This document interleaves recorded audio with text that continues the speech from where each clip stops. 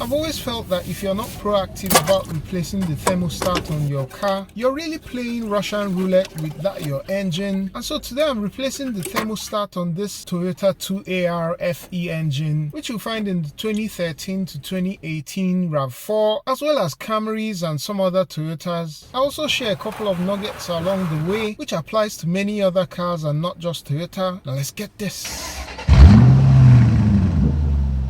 First step is to drain the coolant. Now Toyota recommends you remove the engine splash shield in order to drain that coolant, but I won't be doing that. Rather, I'm attaching a rubber tubing to the spout of the drain valve on the radiator. You mostly do this by feel, and I go ahead to loosen the petcock valve. I also remove the radiator cap so that it hastens the flow of coolant. While that's draining, because we're going to be removing the alternator, we'll disconnect the negative battery terminal as a precaution. We'll then remove the two 10mm bolts holding the coolant reservoir. You don't need to disconnect the hoses to the reservoir, just maneuver it out of the way. Next is to remove the electrical connector to the alternator, and then remove the boot cover for the alternator B terminal.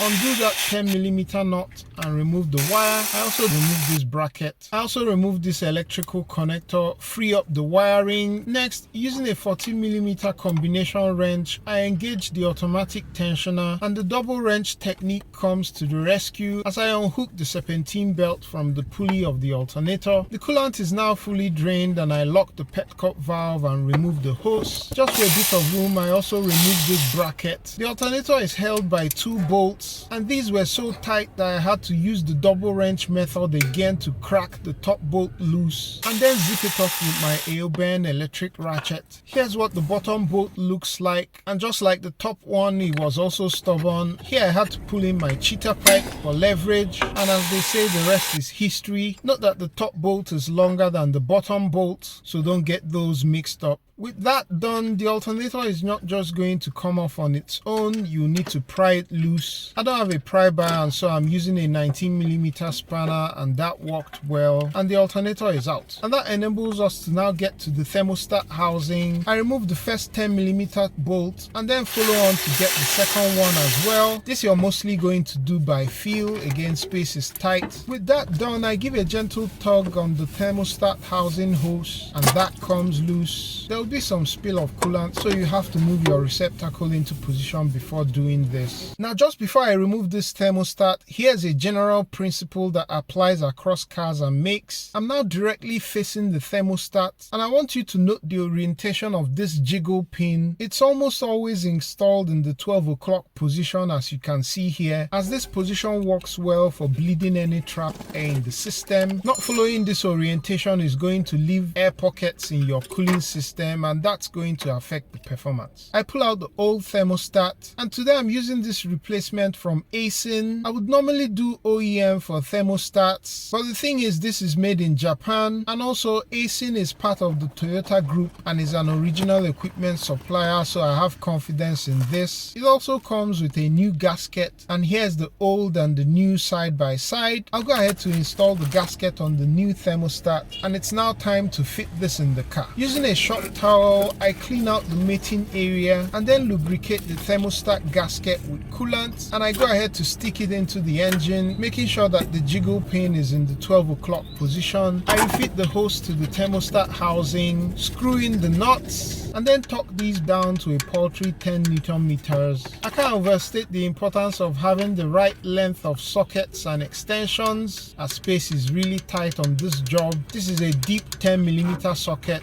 and I also had a 3-inch socket with a couple of other adapters. With that sorted, I go ahead to remount the alternator, which was a bear to get back on, but the trick is to come in at a bit of an angle and then use the alternator itself as a bit of leverage to wedge it in. After that, use up and down swing motions of the alternator to get it seated properly. Guiding the bolts, you may need a slender long bolt or a screwdriver to ensure alignment of the bolt holes. Torque on these bolts is 52 Newton meters or 38 foot-pounds. After that, I bear down again on the automatic tensioner bolt and slip the serpentine belt back on. I usually like to slide the belt over the water pump pulley last, just because the pulley doesn't have any lip, as you often find with these pulleys. Make sure the serpentine belt is sitting properly. Reattach the connector and wiring to the alternator alternator and any other wiring you disconnected. Remount the coolant reservoir, and the last thing to do is to fill up the coolant and bleed air from the system. I'm using this universal funnel kit and Presto Max coolant, which is specially formulated for Toyota, Scion and Lexus. Toyota has a specific air bleeding procedure, but what I've done over the years, and it works every time, is just to fill up the reservoir until it can't take any more coolant and the level isn't dropping either, and then go ahead to start the car. Turn the heating on the climate control to max. You don't need the AC to be on, but set the fan to be pushing some air, and then run the car until it gets to operating temperature and the cooling fan comes on twice. To hasten the time it takes to get to operating temperature, you can hold the RPM at 3000.